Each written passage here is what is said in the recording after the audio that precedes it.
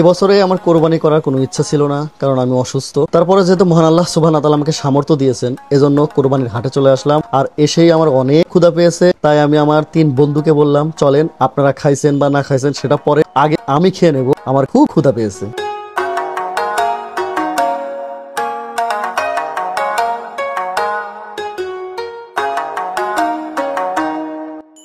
আর এই ধরনের লোকাল হোটেলগুলোতে কিন্তু আসলে খাবার অনেক মজা হয়। তো খাবার শেষ করে আমি মূলত হাটের দিকে চললাম। আর আমি একটু একা একা চলতে হবে, ভিড়ের ভিতরে চলা যাবে না, এরকম জায়গায় বেছে নিয়েছি, কেননা যদি আমি এখানে পড়ে যাই তাহলে আমার অনেক সমস্যা হবে।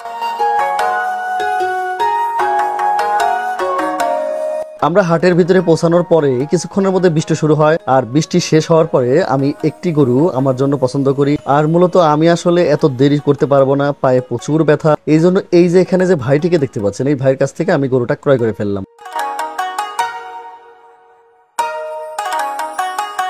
ওদিকে আমার 2 বন্ধু, ওরাও 2টো গরু কিনে ফেলেছে। আর আমরা একটা পিকআপ ভাড়া নিলাম, আমাদের 3 বন্ধুর 3টি গরু নিয়ে আমরা এখন রওনা হব সিরাজগঞ্জ শহরের উদ্দেশ্যে। মূলত আমরা এসেছিলাম আমাদের সিরাজগঞ্জের একটি বিখ্যাত হাট আছে, যেটা হচ্ছে কাজীপুরের রতনকান্দি হাট। আর এই হাট থেকে আমরা মূলত গরু ক্রয় করলাম। আর মাঝপথে 2টি গরু 2 বন্ধু নেমে গেল, আর আমি আমার কোরবানির সেই পশুটি নিয়ে আমি আমার বাসার দিকে রওনা হলাম।